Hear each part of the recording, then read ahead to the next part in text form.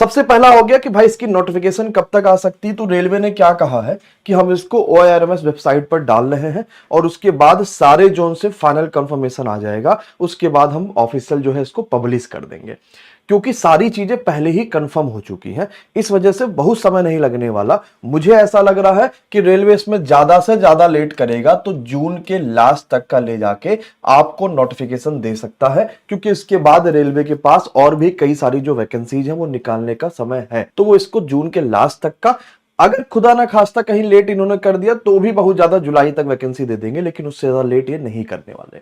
अब नया जो बच्चा है वो कैसे तैयारी शुरू करे, क्योंकि टेक्नीशियन की वैकेंसी एक ऐसा पद है रेलवे में जहां पर सिर्फ एक पेपर होता है। आप रेलवे के किसी भी और पोस्ट को उठा के देखो, अगर उसमें एक पेपर हो रहा तो दूसरा फिजिकल होगा, जैसे ग्रुप डी हो गया, जैसे RPF हो गया, कि एक पेपर अगर आपका होगा तो दूसरा फिजिकल होगा। लेकिन टेक्नीशियन का एक ऐसा पोस्ट है जहां पर रेलवे सिर्फ एक पेपर लेता है और उसके बाद कोई फिजिकल नहीं, कोई दूसरा स्टेज नहीं है, आपका सीधे DV और मेडिकल होने वाला है, और वो भी नॉर्मल DV मेडिकल। भाई कहीं B2 चाहिए, कहीं A3 चाहिए, इतना आसान होता है। तो टेक्नीशियन ग्रेड ऐसा एक वैकेंसी है, चाहे वो ग्रेड 1 का हो चाहे ग्रेड 3 का हो, कि अगर आपको पास ये नौकरी मिल रही है, इसकी तैयारी करने का मौका है, तो आप इसकी तैयारी तुरंत कर लीजिए, क्योंकि ये काफी अच्छी नौकरी है। और आप सोचो कि एकमात्र ऐसी वैकेंसी है जिसको रेलवे ने 1 साल के अंदर कंप्लीट कर दिया। यानी उन बच्चों का DV वगैरह सब हो गया, उनका फाइनल पैनल आ गया, अब उनको खाली ज्वाइनिंग लेटर आना है।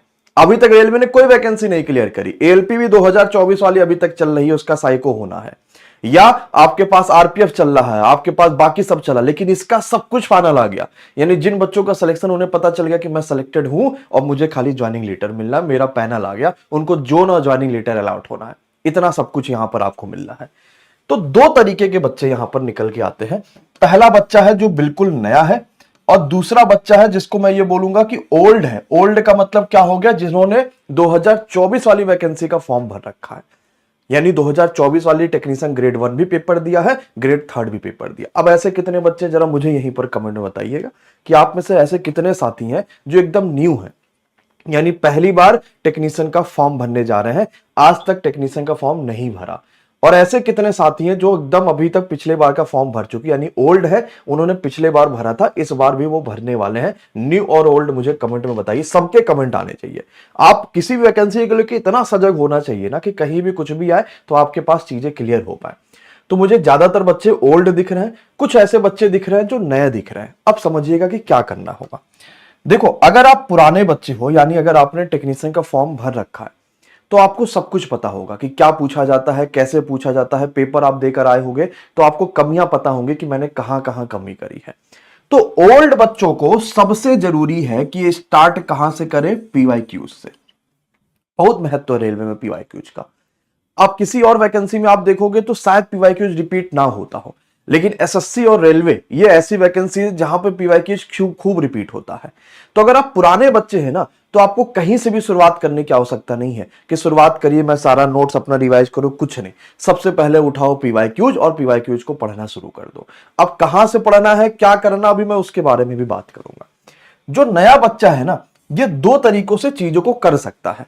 नए बच्चे को भी मैं ऐसे वो करूंगा कंडीशन कि भाई साहब, अगर आपने कोई और परीक्षा इससे पहले दी है तो यानी आपने सिलेबस तो कंप्लीट करा होगा, फिर आपको ज्यादा फोकस स्टार्ट पे किस पे करना होगा, PYQs पे। और अगर आपने कोई और वैकेंसी का अभी तक फॉर्म ही नहीं भरा है, पहली बार टेक्नीशियन का फॉर्म भरने आए हैं, तो आप सबसे पहले जब टेक्नीशियन का कोर्स आए, या जब टेक्नीशियन अभी जो पुराना कोर्स हम लोग दे रहे हैं, जब आपको ये कोर्सेज मिले तो आप इसको लेके पढ़ाई शुरू कर दो और साथ साथ में चैप्टर वाइज PYQs लगाते रहो। ये चैप्टर पढ़ा, इसके PYQs लगाया, ये चैप्टर पढ़ा, इसके PYQs लगाया, इस तरीके से करना होगा।